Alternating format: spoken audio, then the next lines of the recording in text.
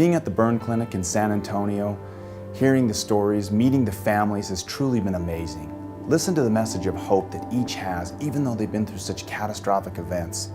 I'm so proud of Agile's own Jan Henry for the incredible work she's done to help people that have sacrificed so much for all of us. Well, the relationship with the caregivers is one that's pretty much all-encompassing. Every family is different. Every family structure is different. It's very much a key part of how well a patient progresses. That's one thing that I think was kind of always an ace up my sleeve was Pam and the kids, the support. I always talk about the blessings and things I have working for me because it could be drastically different without all of that going for me. The wife was there from, well, I don't think visiting hours started till like noon or whatever, but the wife was there every morning from 7 to 10, 7 a.m. to 10 p.m. I can't remember a day she wasn't there. My dad and mom, they, raised me to be the best person I could be, do the right thing. Their strength helped me get through some of the hardest times of my life. I don't think that you can go through any traumatic experience without your family. All I wanted was to get to Ryan. All I wanted was to be there when his eyes opened again. I think at that point I knew he was burnt, but I didn't really know what that meant. I didn't know what a long-term injury a burn is. It was tough. I didn't expect my husband to come home and be in ICU. I was waiting for him to come home a month later, land that helicopter, and I'd be the first one out there with a big old sign saying, "Welcome home." And it didn't end up that way. It didn't. But I remember just putting my hand on his chest and feeling his heartbeat and just being thankful for that, because it was still there. And so you have the dynamic of a parent or a family member who's going through the grief of the injury to the individual, be it a son, a brother, or sister, and dealing with their own emotions having to do with the loss or the change of the family member, to actually now providing care on a very fundamental basis for an adult who was big, tough, and strong a couple of years ago. I've been asked about the struggles we go through, and my response is, they're not struggles.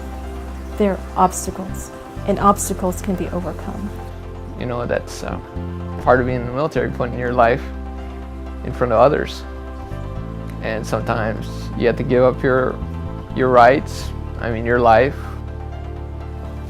a lot of other things. I've been always taught to never accept defeat, to move on. There's always another way. Well, I'm sure it was initially really hard for them. I know they believed in me 100%, knew that I could get back out there and do what I wanted to do. They're behind me, 100%. They've always been there for me, and they always will. I don't think I'm a hero. I'm just here. He's my son. I want him to live a life the way he wants to. We're here for our son. I'd like to be able to talk to people and just let people know that no matter how bad you think your life is, it's not. I definitely have a new outlook on life. Of that, there's no doubt. Life's finite. I found that out the hard way. I told the wife, if we go broke every summer, we're taking the kids and we're going somewhere. Because you can always make an excuse. Well, we'll go next year. It's not the right time. We'll go. It's never the right time. Just go. And that's, I guess, my new outlook on life is, why not? What's the worst that could happen? It's already happened, so we're good. This guy, he's the best man I know. He just, he would do anything for anyone. He has a heart of service and loyalty, and he loves his family. He's just amazing.